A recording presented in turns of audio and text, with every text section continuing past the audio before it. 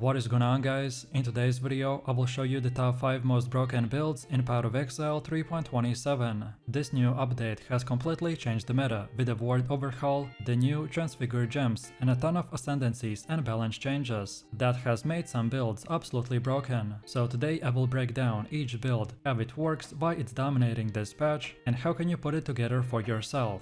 On top of it, if you're looking for any of these builds on the website for their POE building, then check my links in the description. And before we continue, thanks to U4GM, they are a pro website that provides POE Exile services like cheap currency, then even to trade all types of top quality items and mirrors and much more. They also have more than 20,000 positive comments on Trustpilot, and this website is really worth a try. So make sure to use my discount code KAID for extra 6% off. So, first up we go to Kinetic Rain Herald Stacker build, which is a completely busted elementalist setup that is so overtuned that it probably won't ever survive the next patch. On paper it looks insane, with over 20 million DPS, 12,000 physical hit cap, and 40,000 elemental hit cap, as well as permanent 24% chill, full elemental immunity, and the energy shield over leech. What makes it so broken is how the two systems will stack together. The farewell to the flesh bloodline node, giving your herald 2% more effect for 1% mana reserved. In Kinetic Rain, the new wand skill that double overlaps projectiles for insane single target bursts. With nearly 90% mana reserved between the Herald of Thunder and Herald of Ice, this is almost double the damage buffs for both. Early on, we will throw the Herald into the Honor Home helmet and then stack Empower and Elemental Focus to pump their reservation, and then link Essence Worm for even more scaling. And from there, it's all about stacking the Herald effects, so Tattoos, Cluster Jevels, and the Corrupted Gear, all feeding into one ridiculous loop of cell buffing power. Defensively, the build stacks Energy Shield and Life, using the classic Ghost Dance over Leech trick to sustain both pulls indefinitely. Add in the permanent chill and the purity of elements for the element immunity, and you're practically immortal. The Elementalist Ascendancy will tie all of this together, the Bringer of the Ruin for the Herald scaling, Shaper of the Storms for guaranteed shocks, and Golem buffs for accuracy and AoV. Gear-wise we have nothing fancy, so cheap uniques like the Honor Home, Essence Worm, and the Hunger Chest will carry the build easily. And then our gameplay is super smooth. We shield charge through the packs, then rain projectiles and watch entire screens shatter in a synchronized Herald explosions. Next up we have the Deck Stacker Cyclone build, which is a spinning storm of destruction built around raw dexterity scaling and insane speed. What starts as a humble axe-wielding bleed gladiator will evolve into a full-fledged dexterity monster, powered by one with nothing and the hollow palm technique. Early leveling is smooth and methodical, so you will use splitting steel and the crafted physical axes through the vendor recipes, focusing on flat physical, attack speed and life, and by the time that we hit maps, we are farming currency while prepping for the big transformation to the deck swap. Once you equip one with nothing, the entire playstyle will shift. We will ditch our weapons and scale hundreds, even thousands of dexterity, and let the hollow palm do the heavy lifting. Every point of dexterity is raw damage, attack speed and evasion. This build turns Cyclone into a lightning fast blender that clears entire screens in seconds. We can pair this with Devoto's Devotion for even more speed, and Purity of Elements for the full element immunity, and we've got one of the smoothest and fast league starters in the game. And then defensively, it's all about stacking effects, like high evasion, life, block from the Gladiator or the Slayer's Ascendancy, and very powerful flask uptime. Overleech, Fortify, and Endurance Charge stack from the Raquel's Impatience will keep you alive even in the higher tier maps. And because we are scaling pure dexterity, gearing is both flexible and cheap early, so rare armor, rings, and the cluster jevels will add consistency, while late game options like the Ashamantes, the Brutal Wrist Chain, and Ornn's Anguish will push it into insane levels.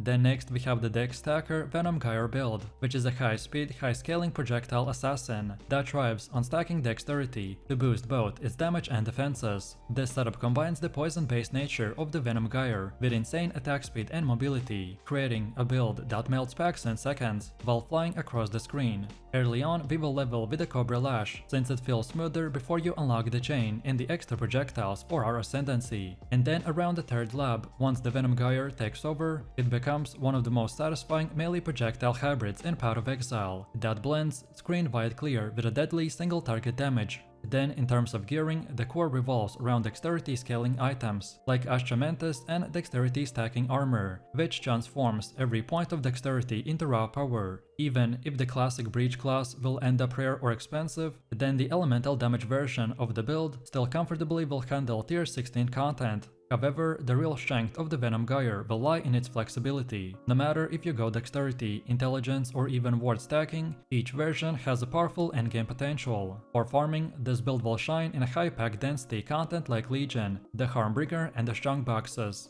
Early strategy will focus on farming Legion for the currency and potentially transitioning into the Breach, or even tier 17 maps once you secure key items. And then defensively, the build relies on evasion, spell suppression, and stacking mitigation through the flask uptime, while mobility skills like the whirling blades or the dash will keep you consistently repositioning. So overall, the deck stacker Venom gyre build will deliver top tier clear speed, great map efficiency, and a smooth progression from early acts to the late game.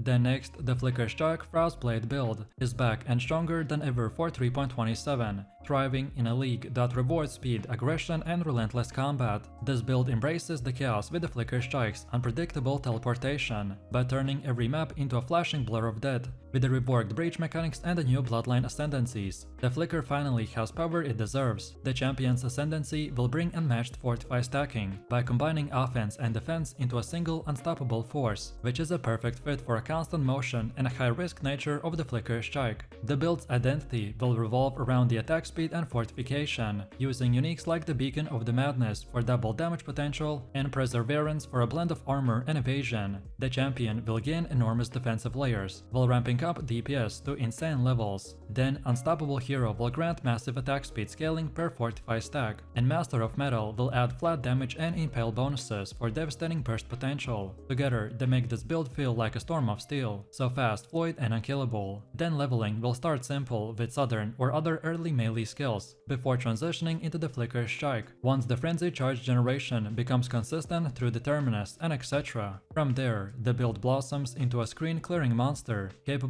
of melting endgame bosses and league mechanics alike. The gear upgrades will focus on stacking fortification, attack speed, and flat physical damage, while experimenting with new unique crafting options that are introduced in this league. Overall, in the endgame, the Flicker Strike Frostblade champion build will embody everything exciting about Path of Exile. So explosive mobility, big damage, and near limitless scaling. With the new ascendancies, craftable uniques, and synchronized trading in 3.27, this build has the perfect stage to dominate. And then for the last one, we got the Hybrid Crit Kinetic Blast build, which is a lightning fast hybrid setup that works with both the Wanderer and the Deadeye, and is built around the raw projectile mayhem and screen clearing power. It's designed as a league starter that scales beautifully into the endgame. It combines Kinetic Blast for unparalleled map clear, with optional Kinetic Rain or Kinetic Bolt setups for focused boss mechanics. Even on a low budget, this character will absolutely fly through content, exploding packs instantly and thriving in mechanics like the Legion, Breach, and the Strong Boxes. We choose Deadeye over the other ascendancies for one simple reason: the clear speed. The extra projectiles and the tailwind action speed will make it the fastest version of the Wanderer archetype by far. While Elementalist or the Inquisitor variants can offer more tankiness, the Deadeye dominates in mobility and efficiency. It's perfect for mapping and juiced maps. The downside, however, is that it starts out squishy, but investment into the energy shield or evasion/hybrid gear, it can become surprisingly sturdy. The gameplay is smooth and responsive. We zip around with the shield charge and the frost blink, obliterating enemies with explosions that chain across the screen. The Hydrosphere and Tornado setups will amplify your single target, while Sniper's Mark and Trinity ensures huge crit scaling and elemental penetration. Gear progression is also simple early on. Any wand with a flat damage, attack speed, and crit chance will work, but then high-end setups will introduce options like Eclipse Solaris, light radio stacking, and cluster Jebel scaling, with the Storm Drinker for the energy shield sustain.